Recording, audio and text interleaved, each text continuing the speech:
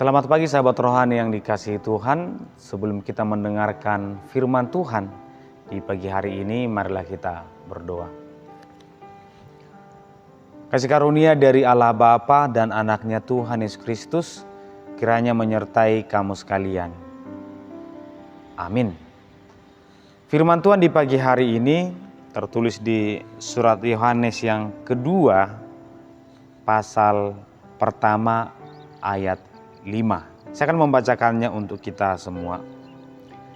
Sekarang aku meminta kepadamu, Ibu, bukan seolah-olah aku menuliskan perintah baru bagimu, tetapi menurut perintah yang sudah kita miliki sejak semula, supaya kita saling mengasihi. Demikian pembacaan firman Tuhan. Sahabat rohani yang dikasihi Tuhan, untuk memperbaiki hubungan yang retak. Ketika kita bertanya kepada orang, mungkin banyak solusi.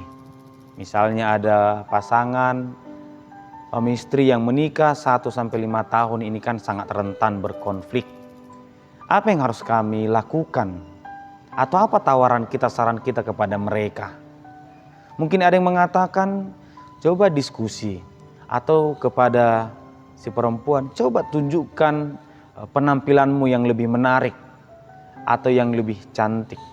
Kepada suami, orang berkata, coba buat penampilanmu lebih bagus lagi. Ini sudah dilakukan banyak orang, dan itu mungkin akan membuat mereka tidak menjadi jati dirinya. Aku yang dulunya mungkin warna rambutku warna hitam, aku akan mengubah. Mungkin minggu ini warna merah, mungkin bulan depan warna hijau. Bagaimana supaya pasangan saya ini semakin jatuh cinta kepada saya? Anak saya mungkin tidak nyaman di rumah. Saya akan berusaha membuat dia nyaman. Mungkin saya bertanya, apa yang kamu butuhkan? Apa yang harus saya sediakan supaya kamu nyaman di rumah? Atau supaya kamu tidak keluar-keluar? Mungkin saya menyediakan handphone, gadget, atau PS5 supaya dia nyaman. Supaya anak kita nyaman di gereja, kita bertanya, apa yang kamu butuhkan supaya kamu nyaman? Apa yang kamu inginkan? Apakah di gereja itu kamu harus bertemu dengan orang yang kamu sayangi, orang yang kamu senangi? Atau mungkin khotbah-khotbahnya harus menyentuh hatimu supaya kamu nyaman? Sahabat rohani yang dikasihi Tuhan, ketika jemaat mula-mula bergumul karena imannya, para rasul tidak pernah menyarankan tentang kenyamanan. Para rasul tidak pernah berpikir menciptakan kenyamanan. Karena itu hal yang berbahaya. Justru ketika manusia memikirkan kenyamanan, itu tidak akan pernah berhenti. Tahun ini apa yang membuat saya nyaman? Tahun ke depan, apalagi yang membuat saya nyaman? Akhirnya kita diperbudak oleh kenyamanan itu sendiri. Lihat bagaimana gereja membuat orang-orang atau jemaatnya nyaman. Bukan membuat jemaatnya berjumpa dengan Tuhan. Justru jemaatnya berjumpa dengan apa yang paling nyaman menurut dirinya. Pada akhirnya dia akan menemukan Tuhan yang menurut dia Tuhannya. Bukan Tuhan yang sedang menantikan dia, bukan Tuhan yang menyelamatkan. Kepada jemaat mula-mula, Rasul Yohanes tidak mengatakan hal yang baru.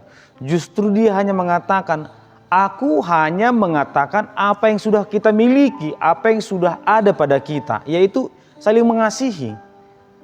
Yang mereka hadapi adalah ajaran-ajaran sesat. Ajaran-ajaran yang mengatakan, ngapain kamu menyembah Yesus yang tidak pernah kamu lihat? Ngapain kamu mengikuti Tuhan yang mati di kayu salib?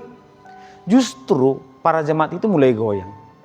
Sama seperti renungan-renungan yang sebelumnya, para rasul tidak punya kekuatan untuk membuat mereka bertahan. Hanya mengatakan hal yang paling mendasar sebagai orang Kristen. Apa yang harus kamu lakukan? Tidak perlu kamu belajar lebih jauh lagi untuk menyangkal mereka. Karena ketika kamu berpikir untuk menyangkal ajaran-ajaran sesat, kamu akan stres. Ketika orang mengatakan bahwa Yesus itu bukan juru selamat, kamu akan bergumul untuk mencari tahu. Besoknya mereka akan mengatakan bahwa ternyata surga itu tidak seperti yang dikatakan oleh Yesus. Surga itu adalah seperti ini, di sana banyak makanan. Kamu akan berpikir bagaimana sebenarnya? Rasul Yohanes hanya mengatakan kepada mereka, tidak perlu memikirkan tentang ajaran-ajaran sesat atau antikristus. Tetapi Milikilah kasih, ikatlah persaudaraanmu dengan kasih. Percayalah, kasih itu akan lebih kuat daripada ajaran sesat. Kasih itu akan lebih kuat daripada godaan-godaan setan di luar sana. Sama seperti rumah tangga yang tadi. Bagaimana supaya istriku ini tidak selingkuh, suamiku ini tidak selingkuh? Bagaimana supaya kami tidak ribut? Bukan bagaimana, tapi milikilah kasih yang sudah ada sejak semula. Kasih itu akan lebih kuat daripada godaan yang di luar sana. Persoalannya sekarang adalah uang itu lebih berharga daripada kasih. Jabatan itu lebih berharga daripada kasih. Orang bisa meninggalkan imannya, rumah tangganya hanya karena cinta, hanya karena uang, hanya karena jabatan. Tapi bagi Tuhan dan bagi para rasul, kasih itu lebih kuat. Iman, pengharapan, dan kasih. Yang paling besar itu kasih. Ketika kita saling mengasihi, masalah apapun yang terjadi, itu tidak akan kuat. Ketika kita saling mengasihi, apapun yang terjadi dengan gereja kita, komunitas kita, rumah tangga kita, pribadi kita, itu tidak akan mampu mengalahkan kita. Sehingga, apa yang membuat rumah tangga tangguh, kuat? Tentunya satu, saling mengasihi, saling menjaga, saling memelihara, dan saling mendukung. Kita lihat sekarang, relasi kita dengan orang lain, justru bisa kita berselisih paham hanya karena perbedaan agama. Kita berselisih paham hanya karena beda makanan. Kita berselisih paham hanya karena halal dan haram. Padahal manusia sudah duluan ada sebelum agama ada. Tapi justru agama itu membuat kita berbeda. Manusia sudah duluan ada sebelum suku itu ada. Tapi suku bisa membuat kita berbeda. Hidup saling mengasihi itu sudah ada sebelum manusia mengenal agama, sebelum manusia mengenal pendidikan, sebelum manusia mengenal pekerjaan. Dan itu yang dikatakan oleh Rasul, aku tidak memberikan hal baru kepadamu, tapi justru hal yang sudah ada sejak semula.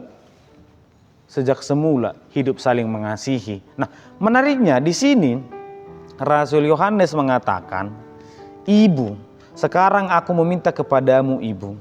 Ada dua dugaan kenapa kata ibu. Mungkin para ibu yang sedang bergumul pada saat itu, bagaimana cara mempertahankan jati diri mereka yang sedang digoyang oleh ajaran-ajaran yang tidak benar. Yang ketika dulu mereka tidak ada harganya, tiba-tiba Kristus mengatakan laki-laki perempuan sama, ayah dan ibu adalah sama. Tiba-tiba ajaran baru mengatakan, ingat, jangan berubah ajaran kita bahwa perempuan, kaum ibu itu derajatnya di bawah. Apakah kami harus melawan? Rasul Yohanes hanya mengatakan, tetap saling mengasihi. Tunjukkan bahwa kamu itu berkualitas dan kasihmu yang luar biasa. Atau yang kedua adalah semua jemaat disapa sebagai ibu. Agar kiranya semua jemaat itu tetap memelihara persaudaraan mereka dengan kasih. Demikian juga kita sahabat rohani yang dikasihi Tuhan. Akan banyak hal yang mungkin menggoncang komunitas kita, apapun itu. Tapi ikatlah komunitas itu, persaudaraan itu dengan kasih yang dari Tuhan. Persoalannya adalah kasih itu bisa berubah. Kasih itu bisa berubah.